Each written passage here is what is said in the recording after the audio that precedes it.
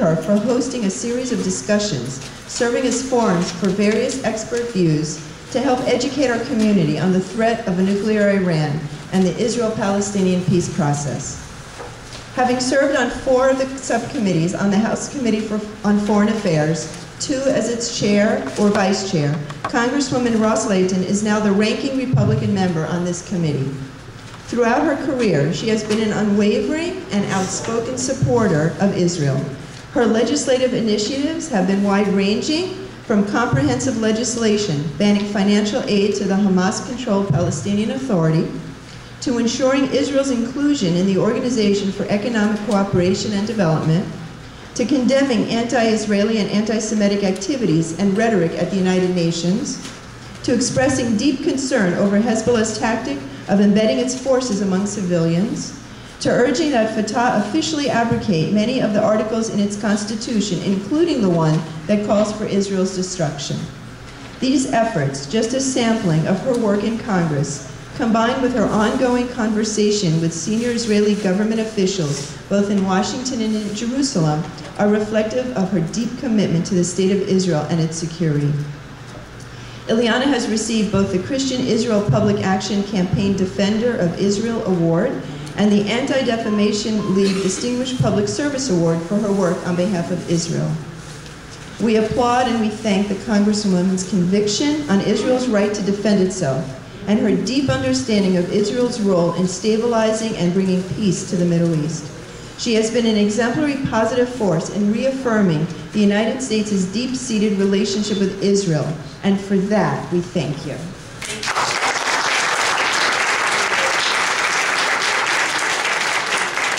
Please join me in welcoming the Congresswoman, and also we wish you safe travels in your upcoming visit to the state of Israel. Thank you. And may you go in peace and return to us in peace.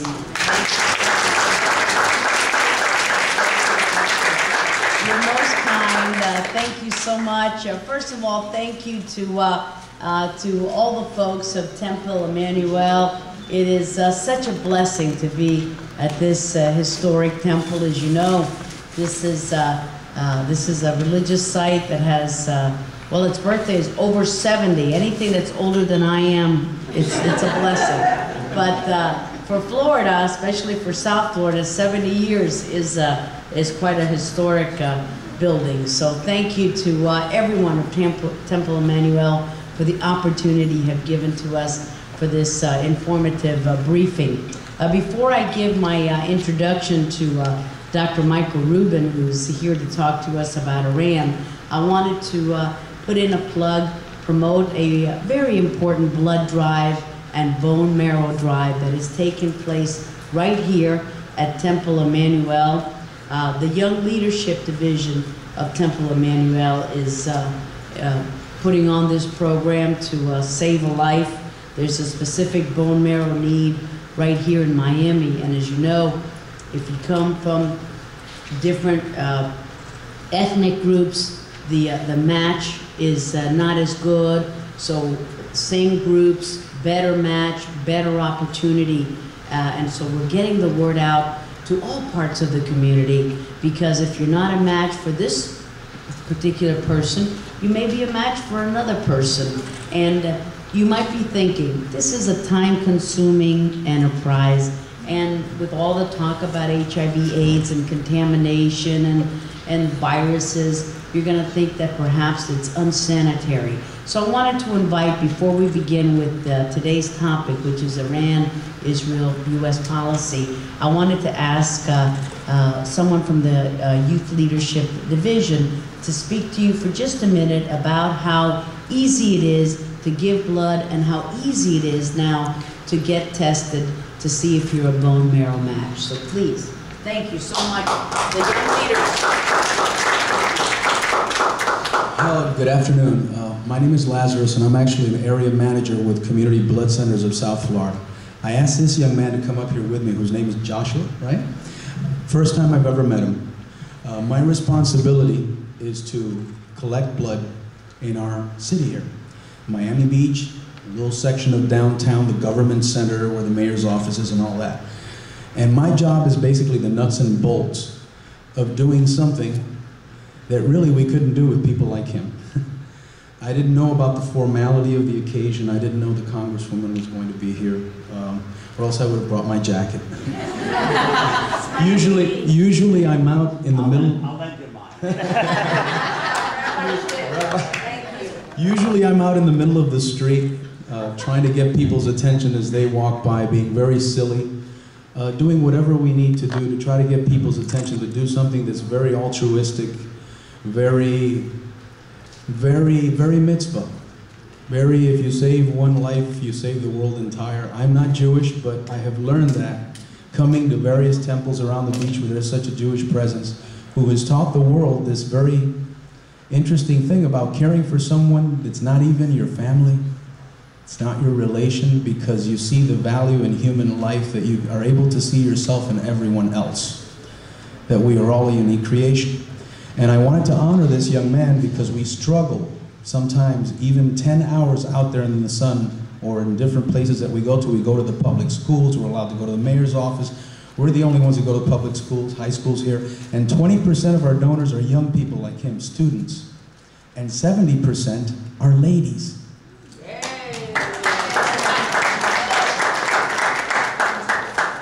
Maybe the other 10% are the big, strong guys who usually say, I'm scared of needles. I don't want to take up too much of your time, but I didn't want to lose the opportunity to thank him, because we used to do drives here a while back, and we've been trying to hold another one, and all of a sudden this young man calls us up and tells us, look, there's someone here who needs a bone marrow transplant, and we'd like the people to be involved in donating blood. And it just touches my heart, because this is what makes it all worthwhile. We do this and over again, and it gets old, and I like to come to these things to be reminded again what makes it important and valuable. Why don't you say a few words about this particular bone marrow drive? Thank you, Laz. Just want to let everyone know that we're going to be out there from 3 o'clock until 6 o'clock. So after the speech is over, you guys are all welcome to come by, and we'll have 2 mobile units and plenty of facilities to donate. Thank you. Thank you. And thank you, guys. So where will you be physically? Physically, just to the right. Just to the right over here. And after this is over, I will be donating blood as well, and I will be participating in the bone marrow drive. So please help us along. And now, the main attraction, as it were. We are so thrilled, I really am, to have Dr. Michael Rubin here with us. I got to know Michael when he testified before our Foreign Affairs Committee in Washington on a nuclear Iran, on U.S. policy toward Iran, on the threat that Iran poses to the Iranian people, to the people of Israel, to the greater Middle East, and right here to our U.S. national security. But I don't want to hem in his topic, because he really is an expert. If he weren't, he wouldn't have been chosen to give testimony before our Foreign Affairs Committee. He has actually lived in Iran. He also has lived in Afghanistan. He's lived in the Kurdistan section of Iraq before the war. He has taught at Hebrew University. He's the author of 3 books, Into the Shadows, Radical Vigilantes in Khatami's Iran, Eternal Iran, Continuity and Chaos, and Dissent and Reform in the Arab World, Empowering Democrats. So as you can see, his portfolio is quite broad. Not just on Iran, but broader Middle East policy as well. He is currently a resident scholar at the American Enterprise Institute. He's the senior lecturer at the Naval Postgraduate School's Center for Civilian Military Relations. He oftentimes, when we have asked him to come testify, he's not available because he is a frequent lecturer for the folks, our brave men and women, before they are deployed. He understands the culture of that region. He understands the problems that Israel faces were Iran to be a nuclear power. He received his PhD in Iranian history from Yale and was an advisor to our U.S. military in Iraq. So we're very fortunate to have him here. Michael, this is his first visit to Miami Beach. Unfortunately, he's not going to get to see much of Miami Beach. He flew down for this briefing, and then we take him back to Fort Lauderdale for his flight back to D.C. So he got to walk a little bit there.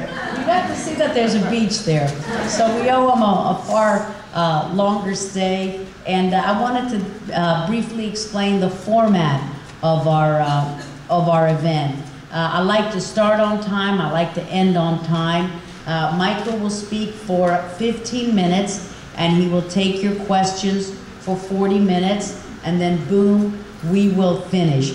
And there are no silly questions. Whatever question you are thinking of related to Israel, we could keep it on Israel, Iran, the United States, policy, since that's what we're here to discuss, that would be most beneficial. But so Michael will speak. I'm gonna time him unless he times himself, and then we would like to hear from you. No question is too silly. Some of you already showed me your handwritten questions, so I'm very grateful for that. You don't need to hand it in to me, but it helps you formulate your thoughts. So I'm going to go to you first, because you already showed me your question. You're right on topic. So, ladies and gentlemen, very pleased to recognize and introduce a wonderful scholar on Iran, Dr. Michael Rubin. You will find his thoughts stimulating, to say the least. Dr. Rubin.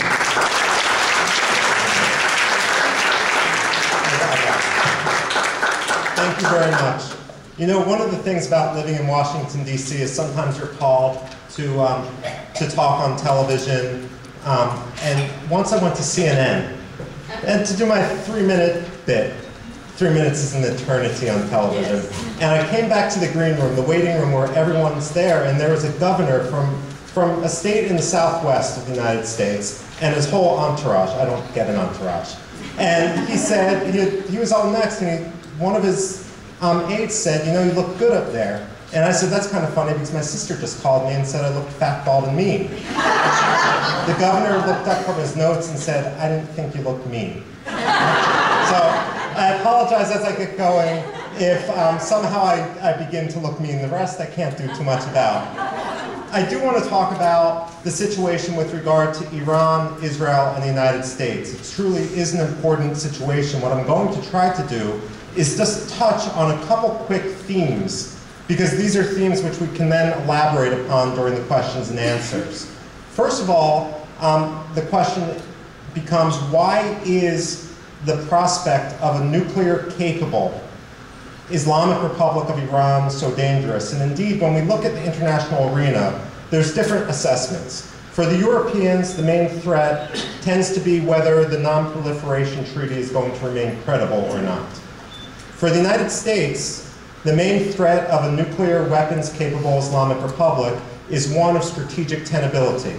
If Iran gets nuclear weapons, what will that mean for the rest of the region? Will Saudi Arabia want them? Will Egypt want them? And so forth. And then the question is less the issue of whether Iran would take a bomb and drop it on a country like Israel, as an Iran so overconfident behind its nuclear shield, its own nuclear deterrence, might it then lash out in conventional or proxy means through terrorist groups like it did in the 1980s and frankly 1990s. We already see that Iran, under the current regime, is a state sponsor of terrorism on a global reach. You only need to go to Buenos Aires to see that. For Israel, of course, the calculation is different. For Israel, the question is one of existential threat. Does Iran say what it means? Well, there has been some controversy when President Mahmoud Ahmadinejad got up and said that Israel should be wiped off the face of the map. Some people said, no, he really didn't say that. It's a shame those people didn't look at the English translations provided by the President of Iran's office, which said, quote, Israel should be wiped off the face of the map. Likewise, this phrase has been used on 28 other occurrences in the last couple years, and when translating, one looks at context, and there's certain clear context when that phrase is used draped over a banner of new missiles on parade in Tehran. Now, some people will argue that Iran isn't suicidal, and therefore it would never risk its own leadership, its own republic, because of Israeli retaliation. And the events of last June should be a wake-up call in this regard. Because the question is, when people talk about Iran's nuclear program, they don't mean ordinary Iranians. They don't mean Christian Amanpour going to the streets of Tehran and saying what wonderful parties they have. I've gone to Tehran, I've seen that, and indeed they do have wonderful parties. But the issue with regard to the nuclear program is one of command and control. Who specifically is going to have custody over that nuclear program? Most specifically, it's the Office of the Supreme Leader and the Islamic Revolutionary Guard Corps, the same group that supports Hezbollah. Now, one can say that 90% of the Iranian people don't really want this, don't really care for this. They've had a teachers' union strike in Tehran a couple years ago where they marched under banners, "Forget about Palestine, think about us."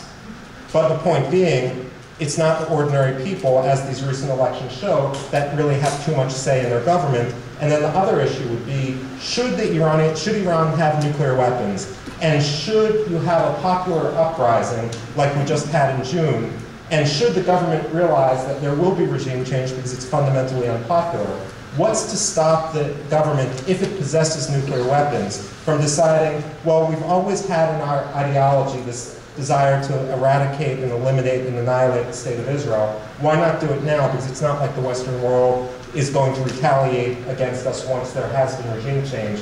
And so fundamentally, what happened in June should be a cause for concern, because it does highlight what could happen should the government actually, in a situation like this, actually have nuclear weapons and feel that it's not going to survive anyway. We don't want to get to that point. Do we know that Iran wants nuclear weapons? Well, this is actually kind of interesting. Putting aside the fact that for more than a decade, they lied and they cheated about their enrichment program. They were experimenting with metal, uranium metal, which has no use in an energy program. There were residue of plutonium on some of the centrifuges. All this information, of course, isn't like what led up to Iraq.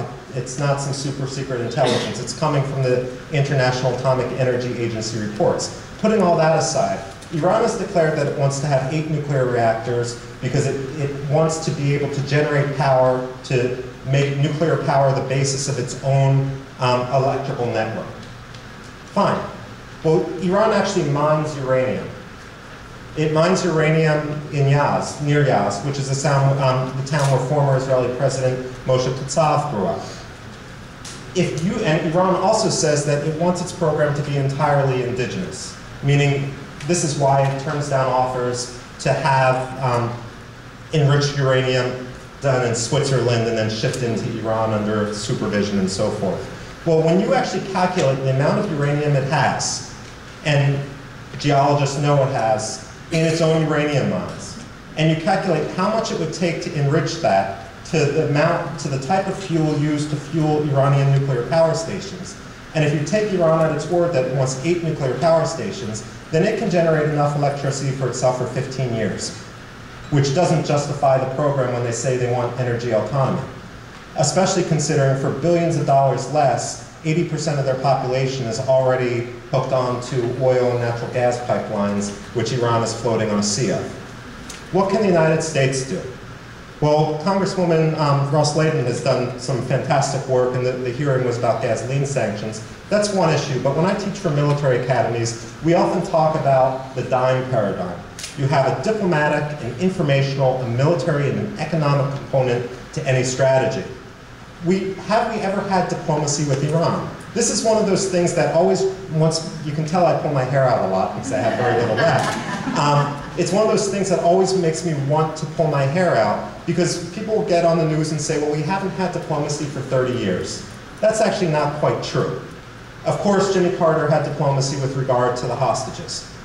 Then Ronald Reagan had diplomacy. Putting aside all the issues about the Iran-Contra affair bypassing Congress, the root of the Iran-Contra affair was a desire to reach out and build leverage inside Iran, because the CIA and the State Department at the time said, we don't have any leverage, Ayatollah Khomeini, the leader of Iran, might die, how are we going to influence things? Obviously that didn't work too well either. George H.W. Bush, at his inaugural address, made statements much like Barack Obama made in his inaugural address, talking about how the status quo didn't need to last forever.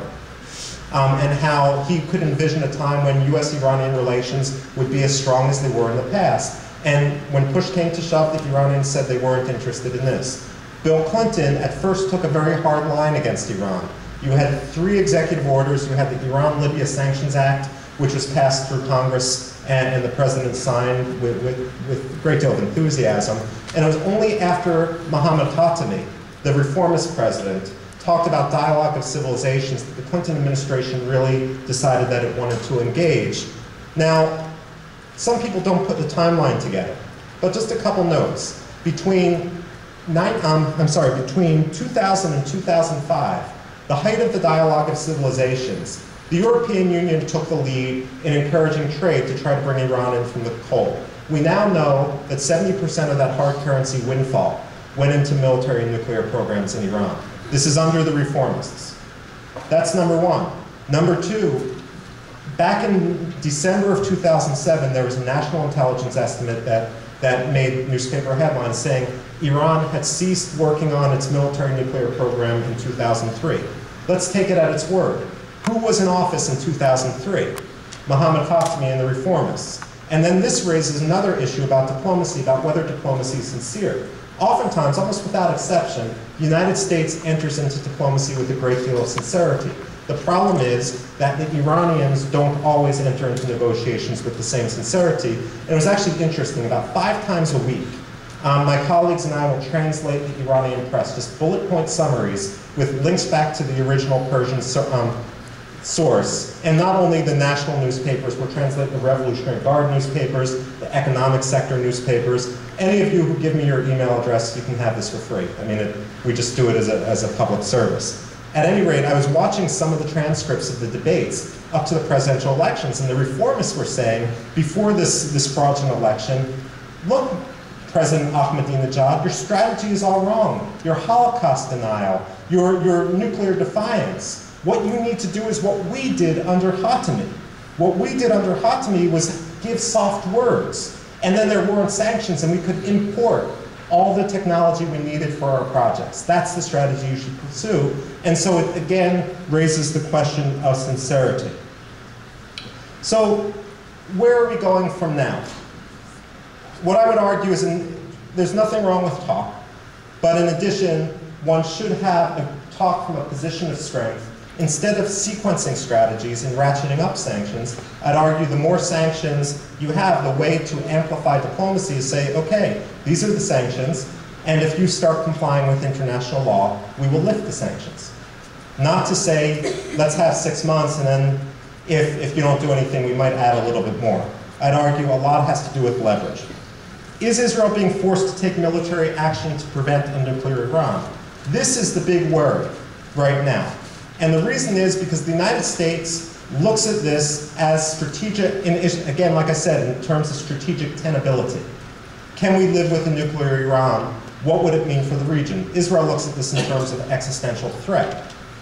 If Israel, I mean, it's all well and good to say give diplomacy a chance, and that's what the US policy is right now. But if Israel doesn't believe that Iran is acting sincerely, and if you assume that Israel's threat perception is different from that of the United States, in terms of strategical threat versus existential threat, then Israel might feel that it has absolutely no choice to act, and that will be a situation which is not, all around, it's not good. The analogy I always say is Iran developing a nuclear weapons capability is like dying of cancer.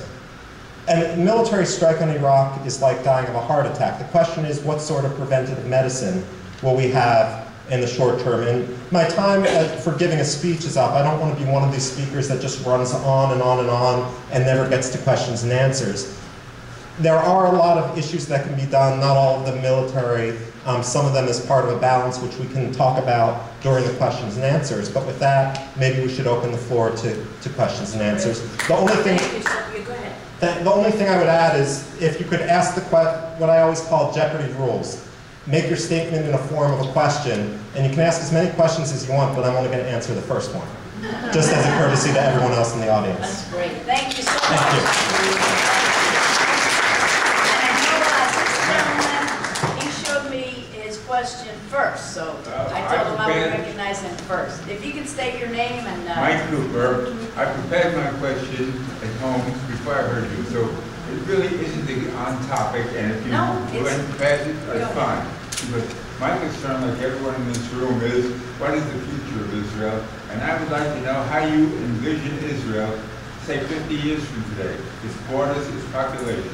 Now, as I say, it's not on topic, and if you want to excuse yourself... And I think that it is relatively on topic, because what happens in Iran has a lot to do with Israel's future. Assuming that's 50 years from today. Thank you, sir. I'll just give a very short answer to that. Israel is a Jewish state and should remain as a Jewish state. And Israel must live within defensible borders. I mean, just to be very brief. Israel must live within defensible borders. Thank you. We'll take 1, 2, 3, 4, and 5, and 6. Let's see, do you remember more or less where? We see over there was back there we had 2. Yes. Hi, my name is Glenn Garland. You, in your speech, referred to the I guess what we call secular part of the Iranian government. Are those the guys who pull the reins? Where do the mullahs figure into this? Okay, the question revolved around who actually controls Iran. And this is what's important to remember. Iran has many different power centers. While Iran goes through the charade of elections, the elections are seen by the Iranian leadership more as a referendum on the idea of theocracy.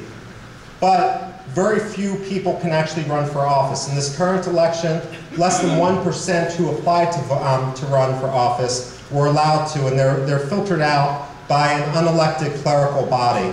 And so basically, the analogy would be as if in the Soviet Union, you had elections, but only card-carrying members of the Communist Party who Leonid Brezhnev approved of were allowed to run. So it's not really a democracy. The issue is with regard to the nuclear program and the military program, and frankly, support for terrorism. The people in charge of that are 2 groups, the Office of the Supreme Leader and the Islamic Revolutionary Guard Corps. The Islamic Revolutionary Guard Corps isn't the normal military, it's the military plus, and it's charged with defending the revolution, defending the theocracy. Sovereignty in Iran comes not from the people, but it comes from God, so it doesn't matter what 90% of the people think, and the Revolutionary Guard's meant to stand there before the people and the government to make sure that the people don't try to exert their own sovereignty, so to speak. This is the fundamental problem, and I'll just end with saying that one of those issues that worries Iran watchers, but doesn't really filter down into the media or the public discussion enough, is that never before in the Islamic Republic has there been such a great presence of the Islamic Revolutionary Guard Corps in the parliament, as governors and deputy governors, as ministers and deputy ministers. If you actually look at these guys' biographies, this isn't like being an army veteran running for office in the United States. This is choosing to go into the most elite and, frankly, from my perspective, malignant unit to do that. In addition to which, the economy is now controlled. People estimate between 35 and 50% of the GDP is controlled by the Revolutionary Guard and revolutionary foundations, which means when people say, let's just have trade, you're not trading with the ordinary people. You're directly pumping money into the organizations which take the hardest line in the Islamic Republic. It's one of the reasons why I approach things as a historian rather than a political scientist, because I don't believe that one size necessarily fits all. Iran's structure is very, very special, and we need to gear our response to an understanding of its structure. Thank you. Yes, sir. Yes, sir. My question is actually very simple. A little bit louder. Sure. To what extent do the manifest visions of Iranian civil society act to mitigate against Ahmadinejad's ability to engage in aggressive foreign policy? Okay, that's an excellent question. The question was, to what extent do the divisions within Iranian civil society basically impact Ahmadinejad and his ability to pursue his agenda? There's a couple things. First is Middle East-wide with the exception of Israel. Oftentimes people talk about non-governmental organizations. The problem in the Middle East is what we call gongos, government-operated non-governmental organizations. It's actually a formal term that's come into usage. But the fact of the matter is a lot of the civil society is less than independent. And let me give you one example. Unions in Iran. It's illegal, all unions in Iran have to be run by the Ministry of Labor, meaning all unions have to be under government control. We actually missed a Lech Walesa Gdansk moment in December 2005, when for the first time you had an independent trade union establish itself in the Islamic Republic, the bus drivers. Organized and at great personal cost. Mansour Sanlu, the leader, literally had his tongue cut out so that he couldn't speak anymore. The point being, if you want to make the Iranian people directly, if you want to make the Iranian government accountable to the people, one of the interesting phenomena out there are the trade unions, much like in Poland with the Gdansk movement. The other issue isn't so positive. Oftentimes people will talk about Ahmadinejad, the president of Iran's messianism, his belief in the hidden imam, his apocalyptic rhetoric and ideology. Number one, most people say, well, that's just Ahmadinejad. It's not most Iranians. It doesn't matter. It's the guys with the guns that matter, and therefore we do need to take it seriously. But according to Shiite Muslim theology, the greatest opponents of the return of this messianic figure are going to be the established clergy. So when Ahmadinejad, on the other hand, starts spouting off with this apocalyptic rhetoric, he's also making an end run against the whole establishment and trying to consolidate power in his own hands and that of the Revolutionary Guard. On its own, I don't think civil society will be enough, especially when too often in the US media, people conflate civil society with the reformers. Let me just step back and say one more thing. About 5 years ago, the Terrence Group, which is a professional polling outfit, did a telephone survey in Iran to establish public opinion. And what they did is they took every telephone exchange in Tehran, and they randomized the last 4 digits. So basically, you got every neighborhood in Tehran. And they started off with, it's coming from Los Angeles and fluent Persian, with an economic survey. Do you think how many microwave ovens do you own? Has anyone in your family lost a job in the last 6 months, in the last 6 years? Do you think that your children will have a better life than you? And they did professional number crunching, and what they determined was that about 10% of the Iranian population really believes in this idea of theocracy. To use the communist analogy again, these are the followers of Brezhnev. And I'm sorry for going to this. My fiancée is a product of the Jackson-Vanik Amendment and grew up in the Soviet Union, which is why I make these analogies. Another 10 to 15% believe that this idea of Islamic democracy is a proper idea, but it's just been misapplied. These are the equivalent to Mikhail Gorbachev, Perestroika, and Glasnost. And the other 75% think theocracy is never going to work, the system is dysfunctional, and there's no hope for it. That doesn't mean these people are revolutionaries. They're apathetic, mostly, at least until this past June.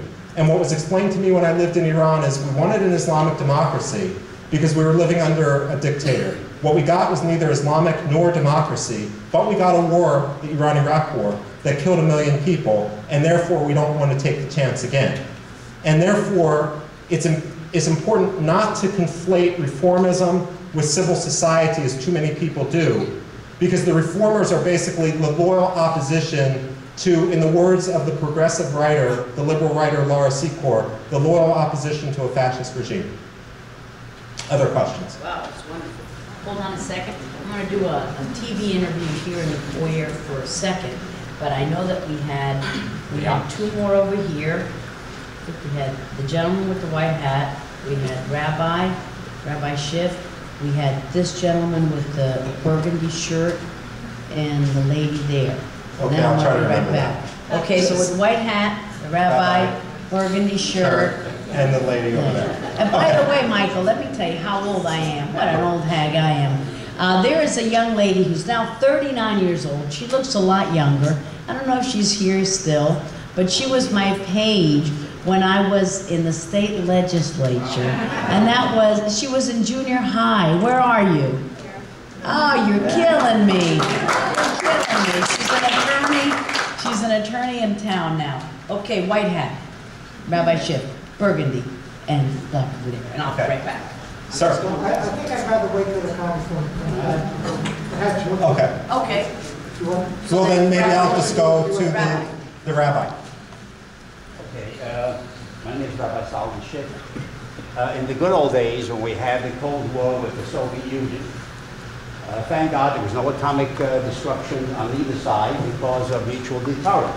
If we would attack them, they would attack us, and they would annihilate, we would annihilate. What's your question? My question is, we're living in a time when death is not a deterrent.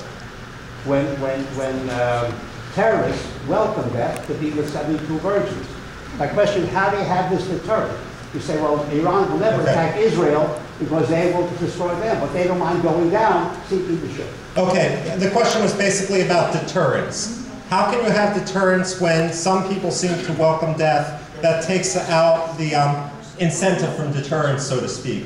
My response to that would be a couple-fold. This is one of the reasons why the United States has a different threat assessment than the State of Israel.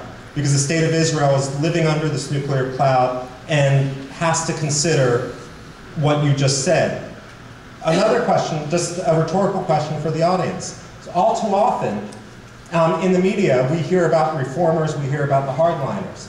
When was the last time you heard the media talk about factions within the Islamic Revolutionary Guard Corps? The fact of the matter is they don't. We have neither in the academic community nor in the intelligence community do we have very much understanding of the factions within the Islamic Revolutionary Guard Corps, which makes assessing the command and control over a theoretical nuclear weapons program much more difficult. The other issue I would bring, two more points I'll make. A lot of people look back at the Cold War, and I know you weren't doing this, Rabbi, with rose-colored glasses that deterrence worked. Well, I remember, and I'll date myself, I was 11 years old when Korean Air 007 got shot down. And we now know how close we came at that time to nuclear war. Likewise, the Cuban Missile Crisis. Before that, my father was doing his military service at NIH at the time, National Intelligence, he's a veterinarian, National Institute of Health. And he was actually, his whole unit was sent down to South Florida in preparations for that. We now know how close we came, and we're not just talking about a bipolarity between us and the Soviet Union. If there's a proliferation breakout, we're talking Saudi Arabia, we're talking Iran, we're talking Egypt, we're talking Turkey, and so forth. And the last point I would make, and I talked about this when I brought up the DIME paradigm, that every strategy should have a diplomatic, informational, military, and economic component. And I'd argue that, I'd criticize US policy in that too often we sequence. We do the diplomacy first, then the sanctions, the economic, then the military. When I talk about military strategies, I'm not just talking about bombing. In fact, I'm not the biggest proponent of bombing, which we can get into in a different question. But containment and deterrence are military strategies. Containment, if I were to define it very crudely, is the ability of all the states in the region to independently wage war with Iran for 3 or 4 days until the cavalry could come in. Deterrence, to put it crudely, and Senator, now Secretary of State Clinton did this during the campaign, is the willingness to kill hundreds of thousands of people in a retaliatory strike. Both take careful groundwork. They're not just rhetorical strategies. That you need to have minesweepers in the region. You have to have military facilities in the Persian Gulf. Back when we were reflagging the Kuwaiti tankers in 1987, 1988, the first day of that operation, one of our ships was hit by a mine and had to be dragged into a port in the United Arab Emirates. We need to have those facilities and so forth.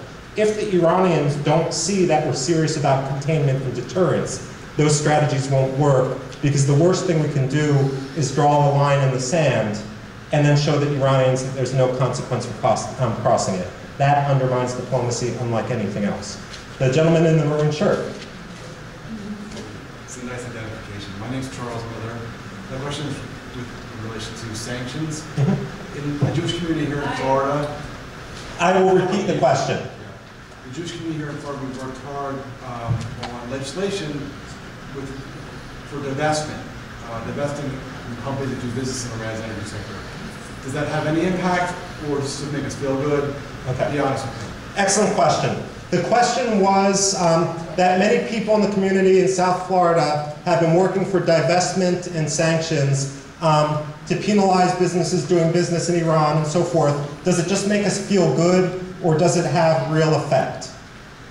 I'm one of those people that believes that it has real effect. Iran has to import, even though it sits on a sea of gasoline, it has to import 40% of its refined petroleum, its refined gasoline, because it's incapable of producing enough for itself. Every time there has been a gasoline shortage in Iran, such as in Iranian Kurdistan, up in the northwestern part of the country, back in the winter of 2005, you have had riots. You've had people come out on the streets. That can be a good thing when those people are rallying against their government. Now, one of the reasons why I said I'm not the biggest proponent of military strikes is because it really would rally Iranians around the flag. When there have been sanctions, it has not rallied Iranians around the flag. It has caused the Iranians to demand accountability from their government, accountability which their government cannot deliver. Let's compare Iran and Turkey for a second. Both are countries around 70 million people. Iran is sitting on a sea of oil. Turkey is not. So Iran has this wonderful resource. Which country has the better economy? Turkey. Which country would most Iranians rather live in? Turkey. And if you're trying to claim that your system is divine, it's really embarrassing when the system created by Mustafa Kemal Ataturk, the secularist, who told everyone to wear Western clothing, ends up being much more successful with you, with much less to start on. And therefore, sanctions can help. One of the other aspects of sanctions, which people don't really talk about, one of the problems with sanctions is the multilateral aspect of it. I mean, you don't want to have US businesses give up business should then China just fill the gap. There's a couple ways around this. First of all, let's say you were to have sanctions theoretically on purple widgets. I'm just making this thing up, purple widgets.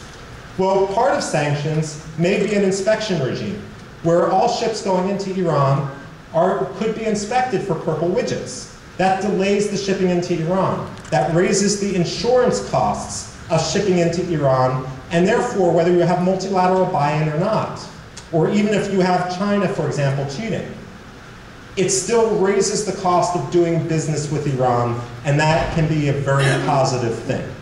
With that, let me go to the lady right behind you, and then we will come back to the question that was deferred. Yes?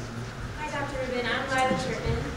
My question has to do with Iran and their increasing influence in Latin America. Recently, the current U.S. administration keeps insisting that the ousted president of Honduras gets reinstated, which is someone that we know, along with Chavez and the president of Bolivia and Ecuador, have increasing ties with Ahmadinejad. I was just wondering, what are we doing, or what can we do to curb this influence that they're having in Latin America? You know, they have training camps. Yeah. Okay, it's an excellent question. The question revolved around what can we do to help curb Iranian influence in Latin America.